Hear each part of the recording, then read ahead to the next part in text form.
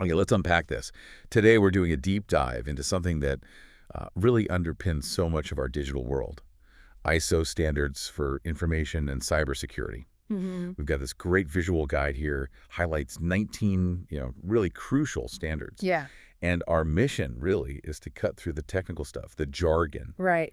and show you the surprising impact these numbers actually have on your everyday online life. And what's fascinating here, I think, is that, yeah, they sound technical, these standards, but they really are the blueprints, the foundation for protecting our data, ensuring trust online. Foundational blueprints, I like that. So our goal is just to pull out the most important bits, help you quickly get why they matter. We're not going to list every single number. No, please don't. No. We'll group them, sort of conceptually, talk about how they handle the big picture, like security management, but also specific things like keeping data safe in the cloud. Okay, so let's start with that big picture then, because when we talk about real security, solid security, it's not just installing some antivirus software, is it? It's going to be more systemic. Exactly right. That's where standards like ISO IEC 2701 come in.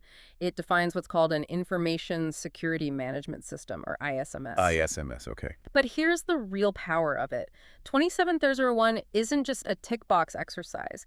It forces companies to, proactively look for risks, assess them, manage them. So it shifts them away from just reacting when something bad happens. Precisely. From reactive firefighting to actually planning security strategically. It's like the difference between just slapping a padlock on a door versus designing a secure building right from the start. Okay, that makes sense. And its companion standard, ISO IEC 27002, that gives you the practical the code of practice for putting the security controls in place. Right. So it's about building a security culture, not just like a checklist. But, okay, think about the sheer amount of data that's flying around now, especially, say, in the cloud. How do these big principles apply there? That seems incredibly complex. It is complex, and that's where we need to zoom in on those specific challenges. You mentioned the cloud, perfect example. Who's responsible for what, Yeah, always the question. Well, ISO I 27017, that's the code of practice for information security controls specifically for cloud services. It provides that clarity. So it's like a rule book.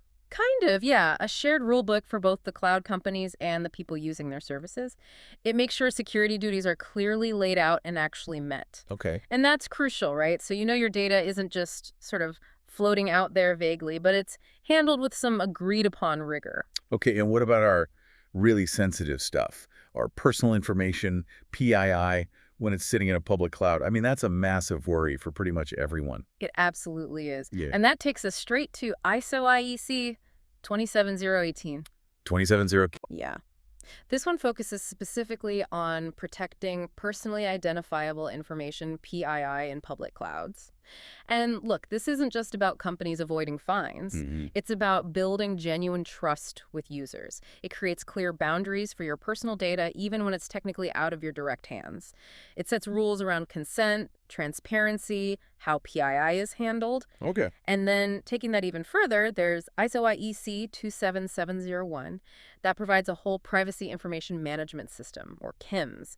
It basically plugs privacy directly into that main security framework we talked about. So it's like privacy by design. Exactly. Being truly privacy by design, that's the goal. So thinking about all this, it seems like these standards aren't just about stopping bad things from happening, but also about resilience, making sure that even if something does go wrong, the organization can cope, recover, keep going, which probably builds even more trust in the long run. Precisely.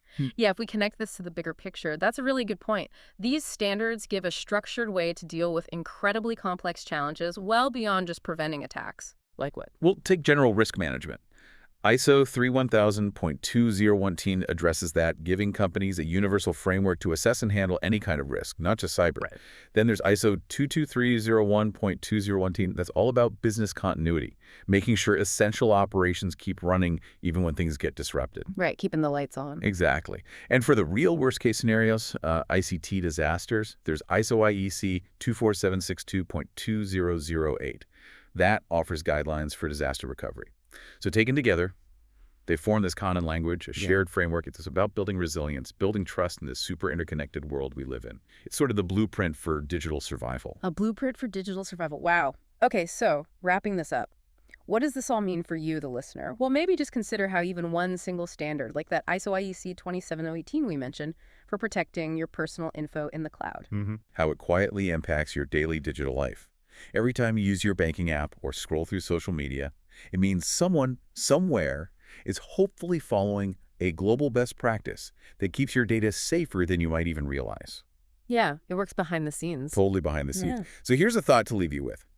What other often overlooked backbone systems like these standards might be shaping your online experience in ways you don't even notice? Something to think about.